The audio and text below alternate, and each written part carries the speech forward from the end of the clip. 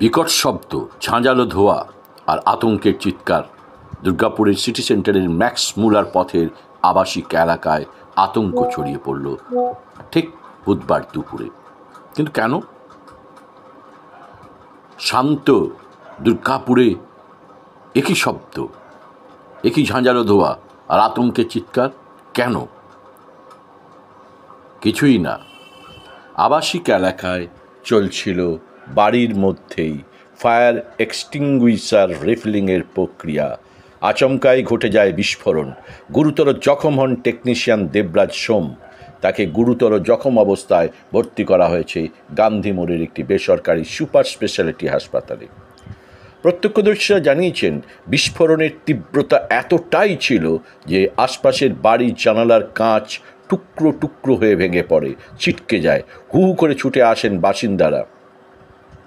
আতঙ্কে ছোটাছুটি শুরু হয় এলাকা জুড়ে। বাসিন্দাদের অভিযোগ, বারবার অনুরোধ সত্ত্বেও আবাসিক এলাকায় বাড়ির মালিক বাড়ির ভিতরে এই ধরনের ঝুঁকিপূর্ণ কাজ বন্ধ করেননি। স্থানীয় বাসিন্দারা, আবাসিকরা আশঙ্কা করেছিলেন কোনো একদিন হয়তো ঘটে যাবে বড় দুর্ঘটনা। ঠিক সেটাই, সেই আশঙ্কায় সত্যি হলো। পাশের বাড়ির এক গৃহকর্ত্রী খুব উগরে দিয়ে বলেন, যখন ব্লাস্ট হলো আমাদের বাড়ির জানালার কাঁচ ভেঙে পড়ে যায়। আতঙ্কে আমরা কি করব বুঝে উঠতে পারিনি। আহত ওই যুবককে রক্তাক্ত অবস্থায় হাসপাতালে নিয়ে যেতে হয়।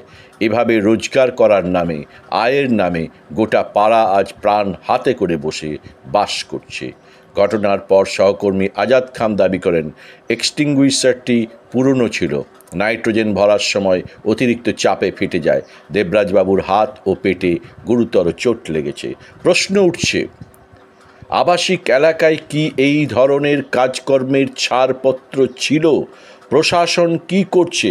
কিভাবে বাড়ির ভিতরে চলছিল রিফিলিংয়ের কাজ? তার জন্যে কি প্রশাসনের নজরদারি ছিল? প্রশাসনের নজরদারি থাকলে কি এই দুর্ঘটনা ঘটত? যদি বিস্ফোরিত হতো অক্সিজেন বা গ্যাস সিলিন্ডার, তাহলে কি স্রেফ একজন নয়, গোটা পাড়ার জীবন সংশয়ের মুখে পড়তো না?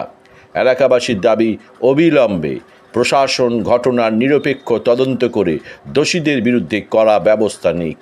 নইলে আগামী দিনে হয়তো শুধুই কাঁচ ভাঙবে না, জীবন যাবে।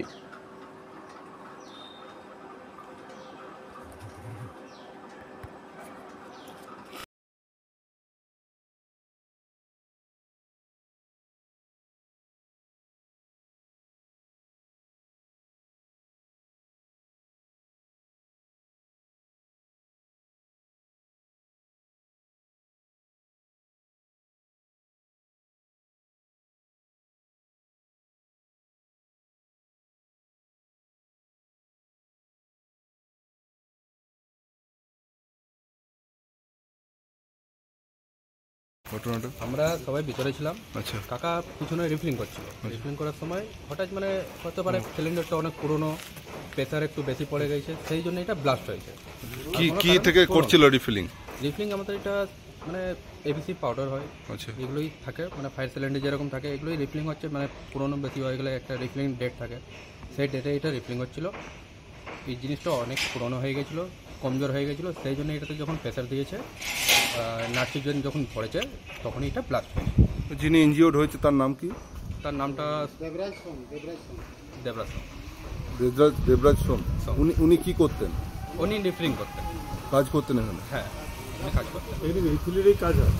রিফিলিংয়ে হয়, ফায়ারেরও হয়, পাইপ লাইনে যে আমাদের কাজগুলো ফায়ারের সমস্ত কাজ হয়। মেনটেন্যান্স কি ছিল না ঠিকঠাক, সেই কারণে ঘটনা ঘটেছে? না, মেনটেন্যান্স সব আছে, মেনটেন্যান্স সব কিছু আছে। আমরা আছি ফায়ার লাইনে, পাইপ লাইনের কাজ করি। আমাদের সেপটিক বেল্ট আছে, সেপটিক শু আছে, কোম্পানি থেকে সমস্ত জিনিস দেওয়া হয়। এমনি কোনো জিনিস নাই যে কোম্পানি দেয় না, সমস্ত জিনিস দেওয়া হয়। সেপটিক আগের থেকে আমাদের কাজ আরম্ভ হয়, সব কিছু হয়। কাকারও সেপটিক এখানে ছিল, সব ছিল। আমরা কী করে হলো হঠাৎ কেউ জানতে পারছে না। বলছেন অনেক দিনের পুরনো জিনিস ছিল, সেই জন্য পুরনো জিনিস বলে এটা যখন নাইট্রোজেনটা ভরেছে, হতে পারে কাকা প্রেসারটা একটু বেশি দিয়ে দিয়েছে, সেই জন্য এটা ব্লাস্ট হয়েছে।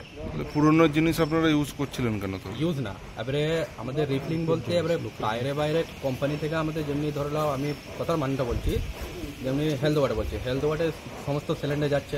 ও আমরা এটা মানে ওরা নতুন কিনলো, এটা একটা ডেট থাকে, সেই ডেটে 1 বছরে রিফিলিং করতে হয়। সেই জিনিসটা যেমনি ঠিকঠাক আছে কি না, সেই জন্য সেই জিনিসটা নিয়ে আসা হয়, সেই জিনিসটা খুলতে হয়, খুলে বাদে পাউডার ঠিক আছে কি না, প্রেসার ডাউন হয়ে গেছে কি না, সেই জিনিসটা পুরো রিফিলিং হয়, নতুন করে আবার এটা তৈরি করতে হয়। সেই জন্য এটাকে রিফিলিং হয়। রিফিলিংটা যখন হয়েছে তখনই মানে এটা হতে পারে অনেক দিন পুরোনো মাল।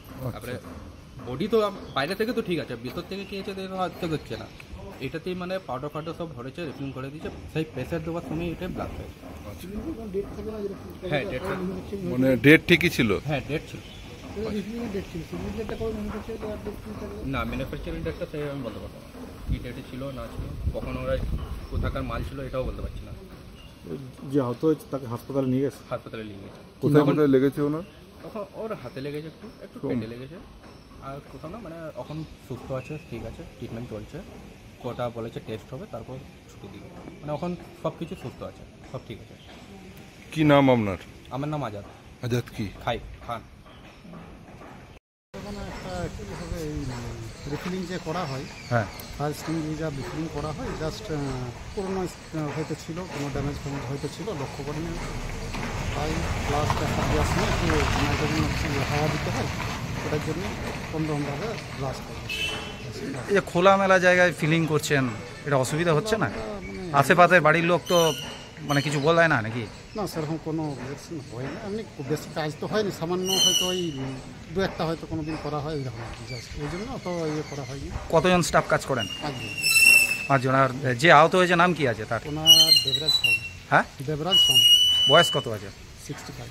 কি অবস্থার মধ্যে আছে? এখন মোটামুটি ঠিকই আছে। আমি লেগেছিল একটু, আঙুল একটা লেগেছিল, আর ওই পেটের এইরকম জায়গায় ডান দিকে না কোন দিকে একটু লেগেছে। কোথায় নিয়ে যাওয়া হয়েছে? Health ward hospital. বলছি পুরসভার ট্রেড লাইসেন্স আছে? হ্যাঁ সব কিছু আছে। কি নাম আপনার? আমার নাম জালালউদ্দিন মিদ্দা, আর মালিক আমাদের নাম কি আছে আপনার? আমার জালালউদ্দিন জালাউদ্দিন কি? মিদ্দা। আর আর আমাদের মালিক যে অ্যাড্রেস ইয়ে করা আছে ফায়ার কন্ট্রোল সার্ভিস, ওইটা মালিকের ইয়ে আছে ওইটা। এখানে মূলত কি কাজ হয়? কাজ আমাদের ফায়ার এক্সটিংগুইজার ওইসব, মানে রিফিলিং বা কারিগরি আমাদের পাইপ লাইন এইসব ফায়ারের যে কাজটা আর কি, ওইসব কাজ কোথায় কোথায় যায়? চাই কাছাকাছি বর্ধমান, দুর্গাপুরে লোকালও হয়। ফায়ার ডিপার্টমেন্ট থেকেই করা হয় কি? ফায়ার ডিপার্টমেন্ট বলতে না, প্রাইভেট একটা কোম্পানি আমাদের ইয়ে আর কি, কোম্পানি। ফায়ারের পারমিশন আছে? হ্যাঁ ফায়ার। মানে যখন হয়েছে সেই সময়টা তো মানে গোটা পাড়াই মোটামুটি আওয়াজটা তো পেয়েছে সবাই, এখন কেউই বুঝতে পারছে না যে কী হয়েছে। আমি ছিলাম আমাদের টয়লেটে, যেখানটায় আর কি ঠিক তার পাশেই হয়েছে ঘটনাটা। আমি দেখলাম প্রচুর ধোঁয়া, আমি তাদের করে ধোঁয়া দেখে জানলাটাকে বন্ধ করে দিলাম। তারপরে আমি আর বিশেষ কিছু দেখিনি, আমার বাড়িতে যে থাকে একটি মেয়ে, তো ও আমাকে দেখে শুরু কাকিমা ঝুপ বসে হাউ হাউ করে কাঁদছে। আমাকে বললো আমাকে এসে দেখো কি অবস্থা হয়েছে। আমি বললাম আমি দেখতে চাই না, দেখছি যে রক্তারক্তি একদম, আঙ্গুল কটা আছে কটা নেই জানি না, আমি দেখিনি নিজের চোখে, কিন্তু আমার বাড়ির মেয়েটি দেখেছে, এবং ওই রকম একদম মানে বিভৎস অবস্থা। হ্যাঁ, এইখানটা একদম খাবলা হয়ে নাকি উঠে গেছে, ভেতরের অর্গান দেখা যাচ্ছে, এটা দেখেছে কেউ কেউ, আমি দেখিনি। তো এই হচ্ছে অবস্থা। তারপরে তো একটু পরে এসে তো নিয়ে গেল। আপনি পাশের বাড়ি? একদম আমি একদম পাশের বাড়ি, এবং আমাদের দেখুন ল্যান্ডিং এর কাজ ভেঙে চুরচুর হয়ে আছে, মানে ওর তীব্রতা কতটা ছিল যার জন্য ওইখানটা ওই দোতলার ল্যান্ডিং, সেখানে কাজ ভেঙে অনেকবার না করেছিল। পাড়ার মধ্যে এইরকম একটি কাজ হচ্ছে, যে ফিলিং হচ্ছে, এটা তো ব্যবসায়িক প্রতিষ্ঠানের কাজ, তো আপনারা অভিযোগ করেননি কোনোদিন? না ওনাদের ভয় লাগে না? না, আমাদের তো প্রচন্ড ভয় করে। আমি বাড়ির মালিককে বারবার বলেছি, কিন্তু অভিযোগ সেইভাবে অ্যাসোসিয়েশনকে করা হয়নি। না, কোনো স্টেপ আমরা নিইনি, কিন্তু মালিককে অনেকবার বলেছি যে এদেরকে এখান থেকে ওঠাও, কারণ এখানটায় এই মানে এটা রেসিডেন্সিয়াল প্লেস, এখানে কমার্শিয়াল কাজ করার কথা নয়। কি কি কি কাজ করে এখানে ওরা? ওরা গ্যাস ফিলিং করে, ওই ফায়ার এক্সটিংগুইশারের যে গ্যাসটা থাকে। আপনাদের কি অসুবিধা হয় যখন ফিলিং করে? ফিলিং করে এমনিতে অসুবিধা কিছু হয়, মানে আতঙ্কে তো সবসময় থাকি, কিন্তু ওই যখন লিক তো মানে অনেক অনেক করে, মানে অন্তত 5-7 বার লিক তো করেইছে। তখন ওই লিক করলে ভয় তো আমাদের লাগেই, কারণ কি ওই গ্যাস কী গ্যাস আমি জানি না, কিন্তু যেই গ্যাসই হোক সেটা তো ইনহেল করলে ক্ষতিকর তো বটেই। আজকে ব্লাস্টিংয়ে আপনাদের বাড়ির কাঁচ ভেঙে গেছে? হ্যাঁ, এই ফটো তুলে নিয়ে যান দেখুন। কি নাম আপনার? আপনার নাম? আমার নাম ইন্দ্রাণী সেন। একটা সিলিন্ডার পিসেস হয়ে গেছে।